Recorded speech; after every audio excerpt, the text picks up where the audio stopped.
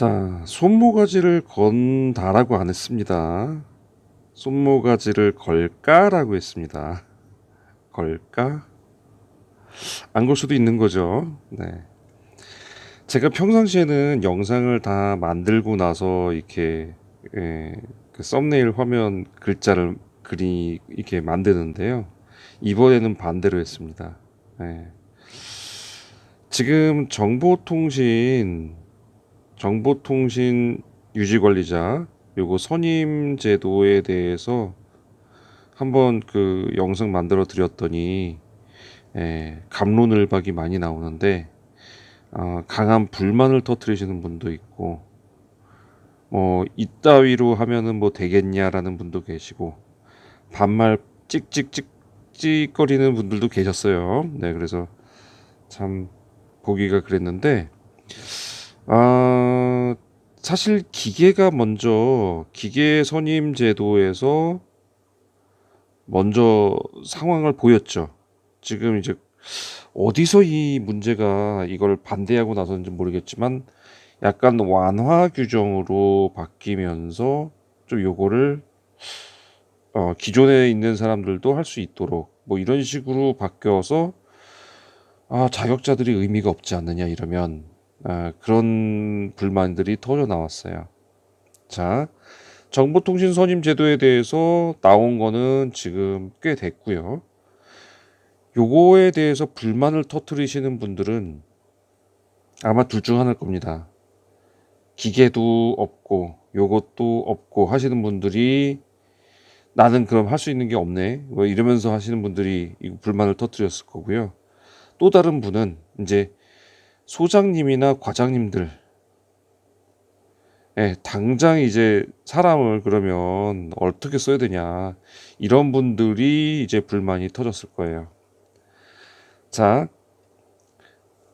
아마 분명히 지금 그 규모 정보통신 선임을 해야 되는 그 규모에 대해서는 아직 구체적으로 나오질 않았어요. 어느 정도 규모가 의무화가 될지 또 어느 정도까지는 대행을 맡겨도 분명히 대행을 맡기면 선임한 것으로 본다라는 규정이 있었단 말이에요. 법 조문에. 그러기 때문에 분명히 그 의무 선임과 그리고 대행 사이에 분명히 그 규모의 차이가 있을 건데 여기 어디서 결정이 되느냐가 이제 관건이겠죠. 근데 이게 기계도 기계지만 이게 좀 힘들 것 같기는 해요. 제가 봐도 그래요. 자, 아마 여기 이제 통신이요. 자, 우리 관리소 시설 관리에 이미 종사하시는 분들이 보시면 아마 대부분 아실 거예요, 상황을. 자, 이게 지금 관리소장님이 계세요. 그리고 소장님의 밑으로 관리소가 있고요. 관리 직원이 있고요. 그리고 경비직이 있고요. 그리고 미화직이 있어요. 보통 이렇게는 다 있어요. 여기서 뭐 기전직이 나뉘고 여기가 영선으로 나뉘고 뭐 이렇게 나뉘는 경우는 몇 개 있을 수 있는데 뭐 시설로 나뉘고 막 이럴 수 있는데 이거는 그냥 차치하고라도 기본적인 구조가 이런 식으로 나뉘어요. 자, 경우에 따라서 조금 다를 수는 있는데 그러니까 소방 쪽은 이쪽에 속하니까요. 그러니까 이제 관리소마다 이거는 많이 다를 수가 있기 때문에 제가 이거다라고는 말 안 합니다만 여기서 상당수 많은 곳은 대부분 미화직이 좀 많을 거예요, 사람이. 왜냐면 보통 동별로 청소하시고 막 이러거든요. 아니면 뭐 두 개 동을 청소를 하신다든지. 이 미화직은 이제 층별로 계단도 막 청소하고 그러시기 때문에 이분들이 꽤나 많으세요, 미화직이.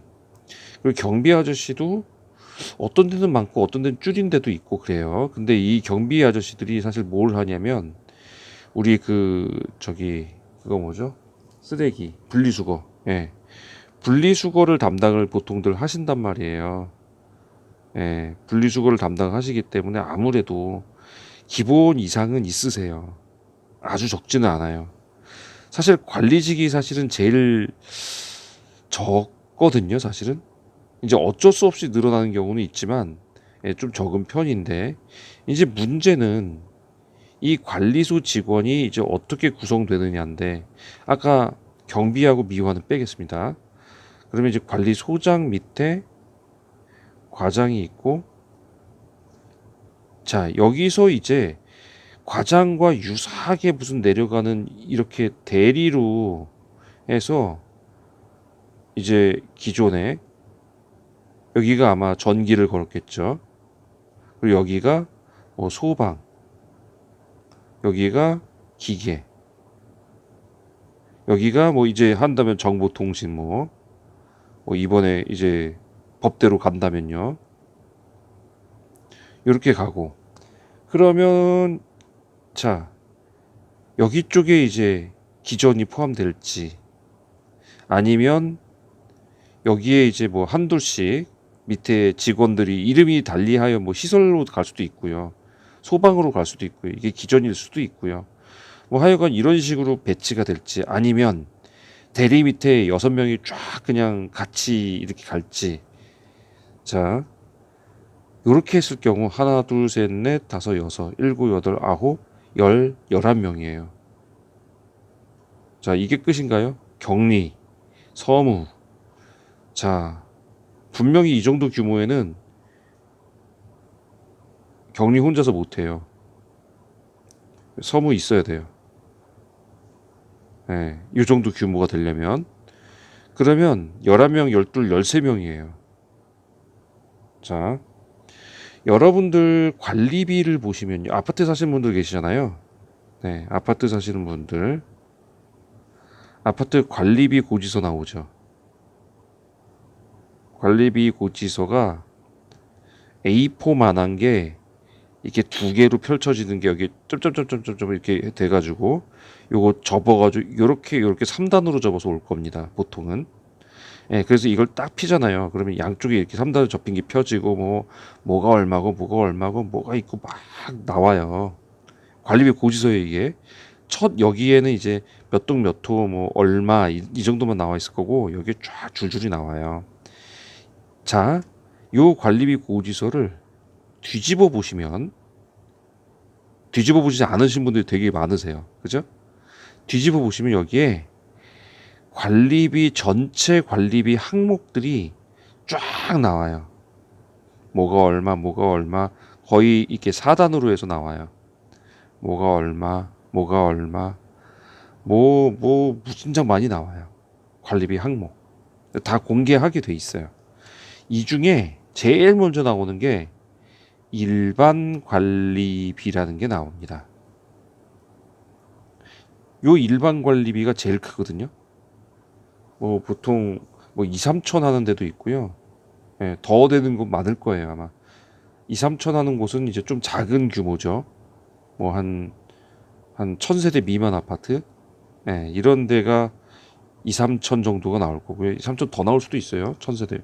한 8, 900세대면은 한 더 훨씬 더 나올 거예요. 한 4천 정도 나올 것 같아요. 근데 대규모에서는 이게 더 커져요. 예. 그러면 이 일반 관리비가 그럼 뭐냐? 바로 인건비입니다. 아까 말씀드렸던 미화는 별도로 나와요. 여기에 미화랑 경비 이런 건 별도로 나옵니다. 미화비 해가지고 나오고 경비비 해가 별도로 나오니까 이 인건비는 지금 말씀드린 13명의 아까대로 간다면 그 13명 관리실에 있는 요분들에 대한 인건비겠죠. 자, 이 인건비를 세대수가 n분의 1로 나눠가요. 그러니까 예를 들어서 3000세대다. 아까 3000세대 좀 그렇네요. 아까 한 4000 정도 나온다고 할게요. 4000 정도 나온다고 하면 한 800세대 되지 않을까 싶어요. 대충 예측이에요, 제가. 그럼 이걸 800세대가 4천만 원을 나눠 보면은 얼마 정도가 되는지 자, 이렇게 나누고 5만 원씩이네요. 예. 그렇겠네요. 보통 이게 3만 원에서 한 세대당 3만 원에서 5만 원 정도 사이에 나와요. 이거보다 더 나오면 이제 막 이제 입주자 대표회에서 왜 이렇게 뭐가 많이 나왔냐 뭐 이러면서 뭐 따지겠지만 보통 이 정도가 나오거든요. 예, 그러다 보니까 아닙니다. 이것도 이제 예, 각 전국 관리소는 다르게 나올 수도 있어요. 예, 예, 경기도만 이렇게 나올 수도 있고 서울은 더 많이 나올 수도 있어요. 예, 그리고 지방 쪽에서는 더 적게 나올 수도 있고 이거는 예, 다 틀립니다. 어쨌든 요 정도가 나온다고 했을 때 이게 올라가 버리면 이제 강한 반발이 일어난단 말이에요. 그러면 지금 보자고요. 정보통신하고 지금 이거를 없던 사람, 예를 들어서 처음부터 우리는 직원이 많았어. 그러니까 아까처럼 과장 밑에 대리가 3명이 있고 대리 1, 2, 3, 3명이 있고 여기에 막 직원들이 많다. 이러면야 이 대리 중에 뭐 하나씩 선임을 한다든지 바꾸면 되는데 만약에 대리 없이 과장 밑에 그냥 딸랑 기존 3명 또는 기존 4명 뭐 이게 다라고 한다면 사실 이 중에 소방 한 명 걸었을 거고요. 소방 보조가 필요하면 이 중에 여기도 보조 걸고 뭐 여기도 보조 걸고 뭐 이렇게 걸었을 거고요. 그 중에 또 기계가 하나 있다고 치고 그 중에 또 예, 정보통신이 있다고 한다면 사실 이 기계나 이 정보통신이 이거 교대 근무 쓰고 싶어 할까요? 안 할 거란 말이에요. 그러면 결국 여기에 그냥 자격 없는 직원들이 있을 건데 여기서 이 사람들을 선임을 해오기 위해서 또 다른 돈을 쓰거나 이렇게 한다? 이게 사실상은 현실적으로 굉장히 힘든다는 얘기죠. 그래서 지금 이제 기계도 기존에 있던 사람 뭐 교육으로 하겠다 이 소리가 나온 거고요. 자격증 확대하겠다라는 거는 그거랑은 별개의 얘기인데 기존의 직원들을 교육이나 간단한 시험으로 대체하겠다 이거는 사실 요 사람을 그냥 쓰겠다. 그러니까 너희들 조그만 세대에서는 그냥 가도록 해주겠다 이 소리밖에 안 되잖아요. 정보통신이 또 이렇게 나온다고 해도 그렇게 될 수밖에 없는 상황에 처할 거란 말이죠. 아마 예, 작은 단지는 분명히 그럴 겁니다. 예, 저게 제대로 적용이 되려면 최소한 2000단지, 2000세대 단지 정도는 돼야 되지 않을까 생각을 해요. 뭐 1500은 못해도 1500은 돼야지 않을까. 그래서 현실적으로 이게 어떻게 될지 내년 7월이 돼봐야 알 것 같습니다. 자, 정보통신 저는 반가운 얘기예요. 저는 이미 기득권자라서. 하지만 글쎄 좀 이렇게 과연 될까 하는 그런 마음이 들고 있습니다. 그래서 여러분들 한번 참고하시고요. 이거에 대해서 자꾸 뭐 비난을 하는 저 댓글이 가끔 올라와요. 알잖아요. 우리 대한민국 법 만드는 사람들이 이거 탁상공론으로 법 만드는 거 뻔히 아시고 하는데 여기다 비난 댓글 달아봤자 보는 사람만 눈살 찌푸려져요. 그러니까 좀 그러지 않았으면 좋겠어요. 자신의 의견을 얘기하는 건 좋습니다. 그리고 그것을 예의 있게 정중하게 전달하는 게 필요해요. 근데 자꾸 반말 쓰는 사람, 이거를 뭐 빈정거리는 사람, 이런 분들은 조금 언어를 순화해서 달아주셨으면 좋겠습니다. 자, 오늘 영상은 현실적으로 불가능할 수밖에 없는 정보통신, 네, 저도 모르게 쯧 하는 소리가 나와버렸습니다. 자, 도움되셨으면 구독과 좋아요 부탁드리겠습니다. 감사합니다.